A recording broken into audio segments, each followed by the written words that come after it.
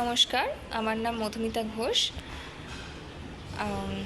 আমি আজকে যে বিষয়টি নিয়ে আলোচনা করব, আমাদের বিএডের teaching with a multimedia content developed by the student যে প্র্যাকটিকামটি রয়েছে তার ব্যবহারিক অংশ হিসেবে আমি আজকে আলোচনা করতে চলেছি ভারতীয় সংবিধানে মৌলিক কর্তব্য সম্পর্কে।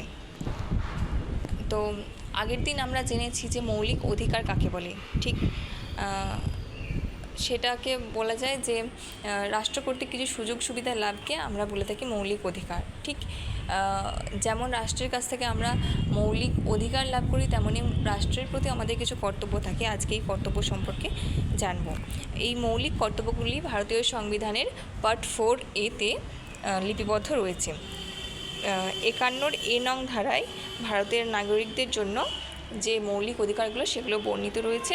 এখানে আমরা দেখতে পাই যে 1976 সালে 42তম সংবিধান সংশোধনের মাধ্যমে এখানে 10টি মৌলিক অধিকার লিপিবদ্ধ বা সংযুক্ত হয় এবং পরবর্তীকালে 2002 সালে আরও একটি মৌলিক অধিকার এখানে সংযুক্ত হয়েছে।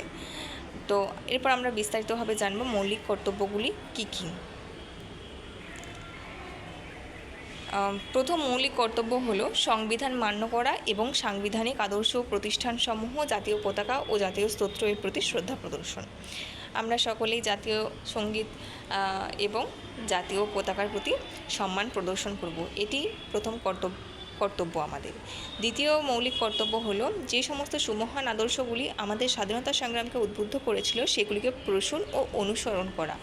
অর্থাৎ স্বাধীনতা সংগ্রামের সময় যে সমস্ত স্বাধীনতা সংগ্রামী ছিলেন তাদের যে ফিলোসফি, তারা যে সমস্ত মতাদর্শ অনুসরণ করে চলতেন, সেই মতাদর্শগুলোকে আমাদেরকে সংরক্ষণ করতে হবে এবং সেগুলিকে মান্য করতে হবে এবং অনুসরণ করতে হবে।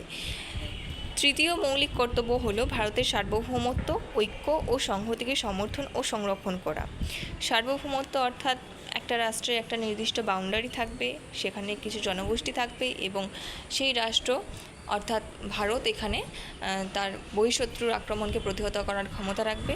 এই দিকগুলোকে বোঝানো হয়েছে। ঐক্য অর্থাৎ মিলেমিশে একসাথে থাকাকে বলা হয়েছে এবং সংহতি এইটাকে সমর্থন করা এবং সংরক্ষণ করা, এটা তৃতীয় মৌলিক কর্তব্য।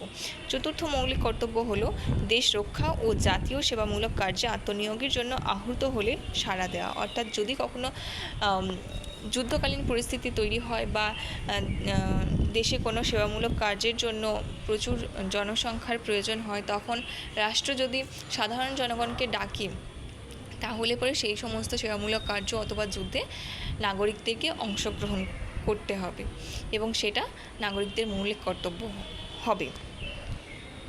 পঞ্চম মৌলিক কর্তব্য হলো ধর্মগত, ভাষাগত ও আঞ্চলিক বা শ্রেণীগত ভিন্নতার ঊর্ধ্বে উঠে সমস্ত ভারতীয় জনগণের ঐক্য ও ভ্রাতৃত্ববোধের বিকাশ এবং নারীর মর্যাদা হানিকর আচরণ পরিত্যাগ করা। নারীর প্রতি যে মর্যাদা হানিকর আচরণ সেগুলো পরিত্যাগ করতে হবে, এটা আমাদের একটা মৌলিক কর্তব্যের মধ্যে পড়ে। এছাড়া শ্রেণীগত ভিন্নতার ঊর্ধ্বে উঠে সমস্ত ভারতীয় জনগণের ঐক্য ও ভ্রাতৃত্ববোধকে বিকশিত করতে হবে।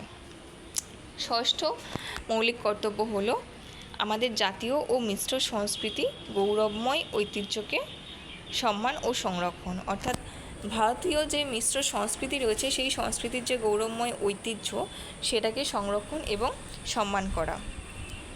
সপ্তম মৌলিক কর্তব্য হলো বনভূমি, হ্রদ, নদ নদী এবং বন্য প্রাণীসহ প্রাকৃতিক পরিবেশের সংরক্ষণ ও তার উন্নতি সাধন করা এবং সকল প্রাণীসমূহের প্রতি মমত্ববোধ প্রদর্শন করা। আমাদেরকে আমাদের পরিবেশকে সংরক্ষণ করতে হবে, কথা বলা হয়েছে।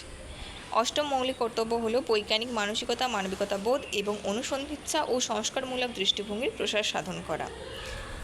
দেশকে এগিয়ে নিয়ে যেতে হলে এই বৈজ্ঞানিক মানসিকতা কে উন্নত করা, এটা আমাদের মৌলিক কর্তব্যের মধ্যে পড়ছে। নবম মৌলিক কর্তব্য হলো সরকারি সম্পত্তির সংরক্ষণ ও হিংসা বর্জন করার শপথ গ্রহণ করা। অর্থাৎ সরকারি সম্পত্তি বা দেশীয় যে সম্পত্তি রয়েছে সেগুলো যাতে ধ্বংস সাধন না ঘটে সেদিকে আমাদেরকে নজর রাখতে হবে। দশম মৌলিক কর্তব্য হলো জাতি যাতে উদ্যম ও সাফল্যের উচ্চতর স্তরে সতত উন্নীত হয় সেজন্য ব্যক্তিগত ও সমষ্টিগত কর্মপ্রচেষ্টা সকল ক্ষেত্রে উৎকর্ষের জন্য চেষ্টা করা। এবং সর্বশেষ মৌলিক কর্তব্যটা, যেটা আমরা দেখতে পাই 2002 সালের 86তম সংবিধান সংশোধনীর মাধ্যমে ভারতীয় সংবিধানে সংযুক্ত হয়েছে, সেটি হলো 6 থেকে 14 বছর বয়সের সব শিশুর প্রাথমিক শিক্ষাদানের ব্যবস্থা করা প্রত্যেক পিতামাতা বা অভিভাবকদের মৌলিক কর্তব্য। এবং সব শেষে বলা যায় যে এই মৌলিক কর্তব্য, যে 11টি মৌলিক কর্তব্য ভারতীয় সংবিধানে রয়েছে, এগুলো যদি আমরা পালন না করি তাহলে রাষ্ট্র আমাদেরকে শাস্তি প্রদান করবে না, কিন্তু এগুলো যাতে পালন করা হয় সেগুলোর প্রতি আমাদেরকে মনোনিবেশ করতে হবে। এবং ভারতীয় নাগরিকরা মৌলিক কর্তব্যকে তাদের মৌলিক অধিকারের পরিপূরক হিসেবে গ্রহণ করবে এবং নিজেদের বিবেকের তাড়নায় মৌলিক অধিকার ভোগ করার সঙ্গে সঙ্গে মৌলিক কর্তব্য পালন করবে। Thank you.